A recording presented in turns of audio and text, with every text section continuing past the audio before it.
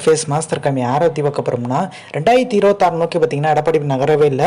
அதிமுக கட்சியை கைப்பற்றினா போதும் அந்த எண்ணத்தில் தான் இருக்காரு. டெல்டா அதே மாதிரி பார்த்தீங்கன்னா தென் மாவட்டங்களில் எப்படியாச்சும் பார்த்தீங்கன்னா ஓபிஎஸ் டிடி தினகரன் சசிகலா ஆதரவாளரை நம்ம கட்சிக்குள்ளே கொண்டு வாங்க. அதை தான் பார்த்தீங்கன்னா எடப்பாடி பழனிசாமி பார்த்தீங்கன்னா தொடர்ந்து நிர்வாகிட்ட சொல்லிட்டு இருக்காரு. அவங்க வர்றவங்களுக்கு பார்த்தீங்கன்னா பதவி சொல்லுங்க, அப்படி கூப்பிடுங்கன்ற மாதிரி ஒரு விஷயத்த நிர்வாகி மூலமாக சொல்கிறாங்க.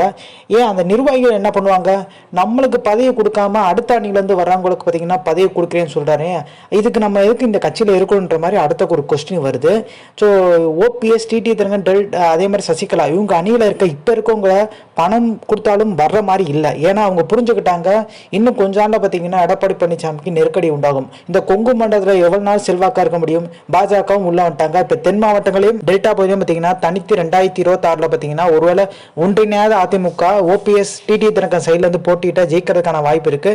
நாடாளுமன்ற தேர்தலில் ஜெயிக்க முடியாட்டியும் பட் சட்டமன்ற தேர்தலில் ஜெயிக்கிறதுக்கான அதிகப்படியான வாய்ப்பு இருக்கு. ஸோ எடப்பாடி பழனிசாமி நெருக்கடி உண்டாகுன்றாங்க. அதனால தொண்டர்களே நிறைய பேர் பார்த்தீங்கன்னா மித்த கட்சிக்கு மாறுறாங்க. சில பேர் ஓபிஎஸ் அணிக்கு போறாங்க, டிடி தினகரன் கட்சியெல்லாம் போக ஆரம்பிச்சிட்டாங்க.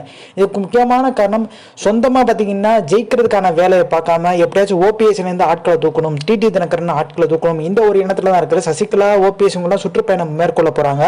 ஸோ சசிகலா பார்த்தீங்கன்னா எடுத்து வைக்கிற ஒரு விஷயம் பார்த்தீங்கன்னா இந்த கொடநாடு விஷயம். ஸோ இந்த இன்ஃபர்மேஷன் பிடிச்சா like share subscribe. Thanks for வாட்சிங் திஸ் வீடியோ.